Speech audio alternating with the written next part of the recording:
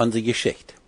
Dit is de Geschicht van de Oudkolonie Mennoniten, die in de 1920 jaren van Canada naar Mexico ansiedelden. En van deze afschnitt vertelt George Rampel, de schrijver van deze Geschicht, meer van de ontwikkelingen van die wat er teruggekomen zijn van Mexico en nu hier in Ontario wonen. Hauptsächlich ist de rede van de IMC Kerk. Ik zie Herrn Rampel en ik wens je een gouden empfang.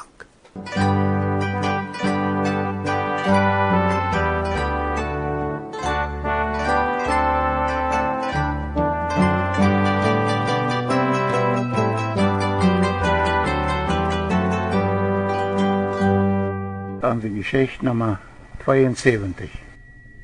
Ditmal vertellen wir uns noch weiter mehr von dem Entstehen von den vielen verschiedenen Kirchen oder Gemeinden manche von Lateinamerika teruggekommene Mennoniten in Süd-Ontario. Letztes Mal hat wir noch gerade gesagt, dass wir von dem Entstehen von IMC-Kirchen in Süd-Ontario was vertellen wollen und dass ich nicht gut genug damit bekannt wäre, um viel davon vertellen zu können. Aber ich glaube, das kam ungefähr so. Einer von den ersten oudkolonisch jewaelde Praedjasch in Süd-Ontario, Praedjasch, hält eine Zeit lang gottesdienstliche Versammlungen an einer kleinen Kirche an der Lakeshore Road, nicht weit auf von Elmer. Etliche von Heinrich Peters ihre Kinder und etliche andere Familien kamen in diese Kirche zu den Sonntagmorgen Gottesdiensten. Die Sommerfelder Praedjasch Peter Dick und seine Familie haben auch all die Sommerfelder Kirche verlassen und kamen auch zu den Gottesdiensten in diese Kirche. Und dann, im Winter von 1976-77, wurden die gewesene oudkolonische Praedjasch Heinrich Peters und die gewesene Sommerfeldsche Praedjasch Peter Dick damit bekannt, dass ein IMC-Praedjasch, Praedjasch Cornelius F. und Anna Dick von Manitoba in London, Ontario wären und dort versuchten, eine IMC-Kirche zu planten. Und dann fuhren Heinrich Peters und Peter Dick nach Cornelius Dick in London an und sehen an ungefähr so.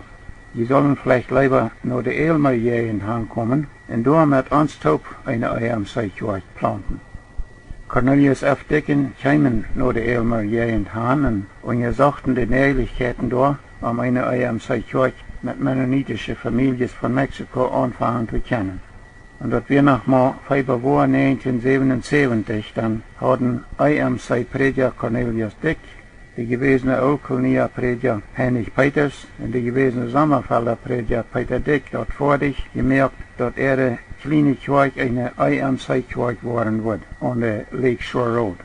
Am 6. Februar 1977 fangen sie die erste IMC-Kirche oder Gemeinde an mit 15 Gliedern. Sie nannten ihre Gemeinde Lakeview Fellowship Church.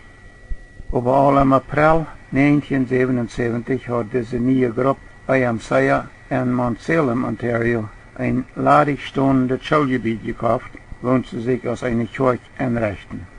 Und am 30. April 1977 hielten sie ihren Gottesdienst in diesem gewesenen Schulgebiet und sehen dort als ihre Kirche an.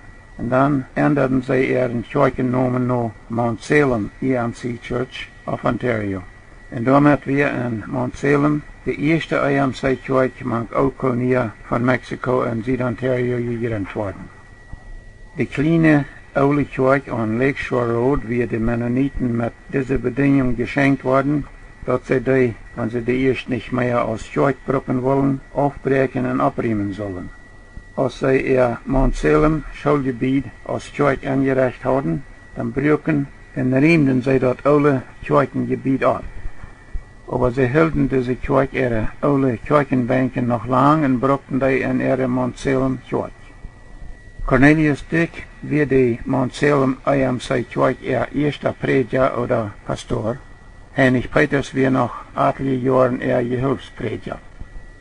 In den 1970er Jahren hielten nicht alle, aber viele von den verschiedenen sogenannten mehr progressiven mennonitische Konferenzkirchen ihre Leiter dort dafür, dass oudkolonische und sommerfeldsche Gemeindenglieder in Mexiko nicht wirklich bekehrte oder gläubige Menschen wären. Damit wären auch einige IMC-Praedjasch und auch Praedjasch Cornelius F. Dick. Und mit so einer Vereingenommenheit kann man eine mangelhafte oder flache Erkenntnis von Gottes wundervollem Erlösungsplan, den er durch seinen Sohn Jesus Christus durchgeführt hat, leicht verwechseln mit einem überhaupt keinen Glauben an Jesus Christus gehabt zu haben, als der Mensch sich deipen gelassen hat. Und da werden sie Praedjasch Cornelius auf dich, wenn er Mennoniten von Mexiko an die Elmer umgehend überreden will, dass sie sollen wel ein Port von der Eeaschte-Gemeinde an Montzählen waren, dass sie sich eigentlich noch einmal deipen lassen sollen. Aber alle ulkonische und sommerfälsche Doopkandidaten wordt, eer zij gedeipt worden, deze Frau gefragt. Geloof je dort von ganzem Herzen, dass Jesus Christus der Weltheiland und auch jün persönlicher Heiland ist? Und alle Kandidaten beantworten diese Frau mit einem Ja. Und ich glaube, wo die Eltern, die Kandidaten ihre Zeit und die Ooms ihre Arbeit an die Doopkandidaten noch besten Familien getan haben, da verstehen die meisten Kinder wenigstens einigermaßen, was sie mit ihrem Ja sagen zu dieser Frau gesagt haben. Aber einer von den Männern, wo er sich von Praedjasch Cornelius auf dich noch ein zweites Mal hat deipen gelassen, hat mir mal gesagt, dass er in Mexiko mal nichts von dem ganzen Jugendunrecht verstanden oder vernommen hat, als er dort Unrecht ging und gedeipt wird. Und dass er dort nichts rangegeben hat. Er hat sich bloß befreien gewollt. Und weil sie wisst, seht er, dass er dort erst gedeipt worden muss, hat er alles mitgemerkt, bloß dort, dass er sich befreien kann. Alles hat für ihn nichts zu bedeuten gehabt. Und wenn dort wirklich so entjeft, dass ein Mensch sich so kalt und so anweitend kann deipen gelassen haben, dann würde ich dort verstehen können, dass man wenn er sich mit einmal zu sein kriegt und sich bekehrt, dann sagen wird, dass er sich vielleicht noch einmal deipen lassen soll. Ich weiß, viele von unseren jugendlichen Personen verstanden, wenn sie gedeipt worden wollen, sehr wenig von den Jugendunrecht. Besonders wenn Schullehrer an keinmal geholfen hat zu verstehen, was sie an der Schule lesen. Oder auch wenn ihre Eltern keinmal viel was daran gegeben haben, ob sie nur ihre Schuljahren überhaupt was lesen und verstanden oder ob sie was von der Predigt verstanden haben, wenn sie an die Kirche gewesen wären. Und viele Jugendliche wollen gedeipt worden, bloß weil sie sich befreien wollen. Aber vielmals werden sie, während sie im Unrecht wären, doch fragend, willst du jetzt an und Gewissen in anreden. Einer von meinen Jugendkameraden, wo er fast jeder Abend noch anskam, der wird auch sehr fragend an seine Jugendunrechtszeit. Er hat mit einmal viel Fragen über was er an der Artikellehren nicht gut hat verstanden gekonnt, wo er Sonntag gehört hat. Des Jugendkamerad will auch gedeipt worden, bloß wie sie sich befreien will. Aber der Heilige Geist redet am und Gewissen an, so dass er während den Jugendunrecht doch zu deipere Erkenntnis kommen kann. Dass er wenigstens einigermaßen begreifen und annehmen kann, dass Jesus Christus auch für seine Sünden schuld gestorben wäre. Und was er damit sieht, wenn er Ja sieht zu dem Praedjasch seine Frau, als er die Doopkandidaten fragt. Glaubst du dort, dass Jesus Christus der Welt Heiland ist und dass er auch dein persönlicher Heiland ist? Also ich glaube doch, wenn viele von uns damals auch, als wir zu der Doop reingemerkt worden, nicht sehr tiefe Erkenntnis gehabt haben von Gottes wundervollem biblischen Erlösungsplan, dass wie weit die meisten von uns dabei aber doch zu der Erkenntnis gekommen sind, dass wir durch Jesus Christus in Leiden und Sterben am Kreuz auf Golgatha Sündenvergebung haben können und auch angenommen haben, ehe wir uns deipen leiten. Denn wir haben ja als Kinder den Katechismus auswendig gelehrt und bei seinem Jugendunrecht ging der Praedjasch die Fragen und Antworten an dem Katechismus mit den Doopkandidaten ganz durch und erklärt nur bestem Familien, was der Katechismus von Buße, Bekehrung, Sündenvergebung und Doop zu sagen hat. Ein anderer Wort von Buße, Bekehrung und Sündenvergebung wird an unseren Kirchen einigermaßen klar gepredigt. Aber von der Heilsgewissheit, von wo dort Wort Gottes auch sagt, dass wir die haben können, wenn wir aufrichtig durch Buße und Glauben auf Gottes wundervollen Erlösungsplan angewonnen sind, die wird an unserer Kirche nicht gelehrt. Und wie eine Person, wo eine aufrichtig Buße getan und Sündenvergebung erfahren und sich daraufhin an Jesus seinen Namen deipen gelassen hat, dadurch aber nicht Heilsgewissheit gefunden hat, da kann die geistliche Seelsorger leicht auch dort nicht Heilsgewissheit haben, mit nicht bekehrt sein verwechseln. Und dort ist vielmals so passiert. Nicht nur durch Praedjasch Cornelius auf Dick seine Arbeit, aber auch durch viele andere sogenannte, mehr lichthabende geistliche Arbeiter von den verschiedenen mennonitischen Konferenzen, manch uns Oldkolonier. Und dort dann so zu stempeln, als von kein Oldkolonier oder Sommerfelder wirklich bekehrt oder gläubig ist, dort hat an viele erwiderte Familien sehr viel und sehr schwere Gefälle verursacht.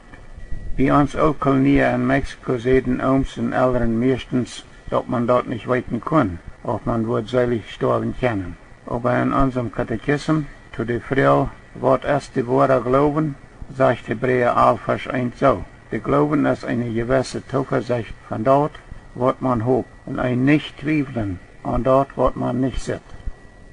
In diese Frau in Antwort haben wir alle auswendig gelehrt. Und in unserem Gesangbuch singen wir das Lied Jesus lebt, mit einem auch ich. Dort, wo sind nu deine Schrecken? Hij lebt und wird auch nie von den Todes auferwecken. Hij verklärt nie an sein Licht, dit ist meine Zuversicht.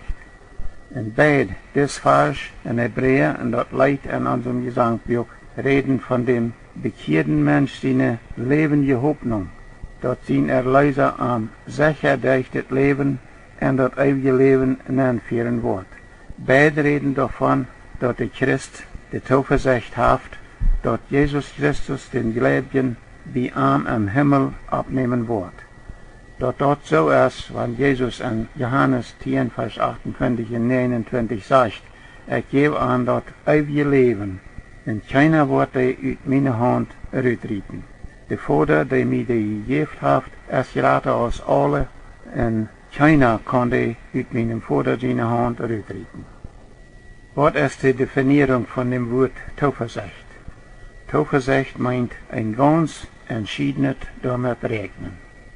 Und wenn das Wort Zuversicht in der Antwort am Katechismus, was ist die wahre Glauben, und auch an dem Lied 592 in unserem Gesangbuch ein von jeder Fall steht, ist dort manchmal gar nicht schwer, einem Menschen, der sich bekehrt hat, aber dabei nicht zur Heilsgewissheit gekommen ist, oder dass er sich seine Seligkeit sicher sein kann, dort helfen zu verstehen, dass dort so ist, aus uns Katechismus, Hebräer 11, Vers 1, in Johannes 10, Vers 28 und 29 dort wirklich so sagen, dass der aufrichtig bekehrte Mensch sich seine Seligkeit sicher sein kann.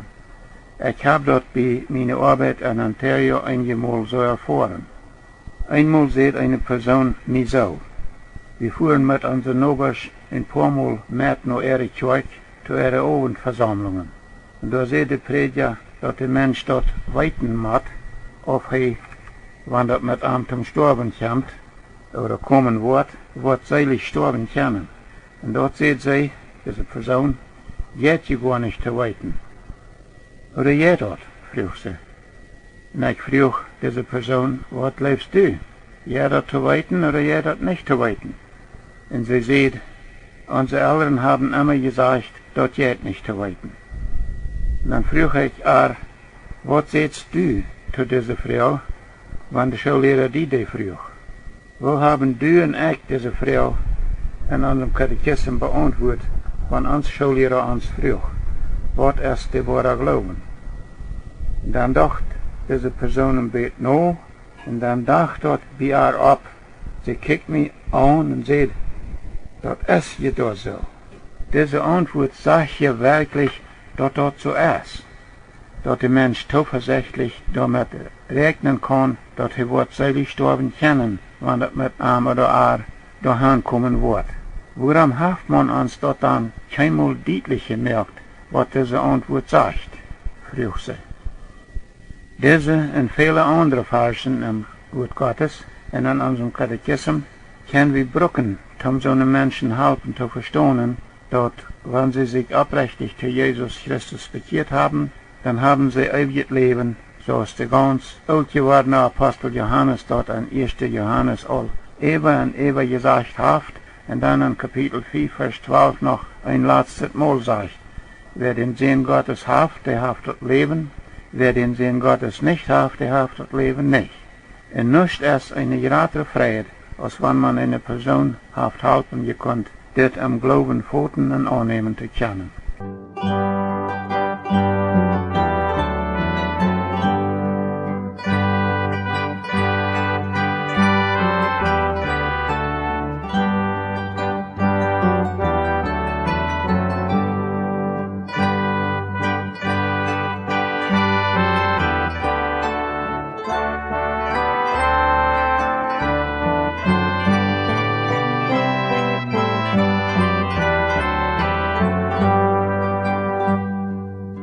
No Praedjasch Cornelius afdek waren nog andere Manitoba Eeaschte Praedjasch voor korte tijd pastoren aan de Montsalem Eeaschte Kerk.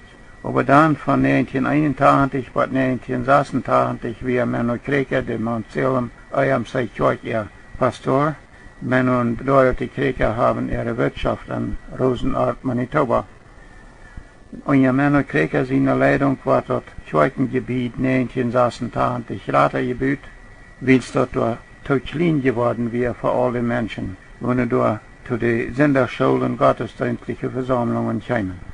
Wilbert und Hilda Friesen dienten die Montsalem Eeaschte Kerk als Pastor vor von 1989 bis 1999.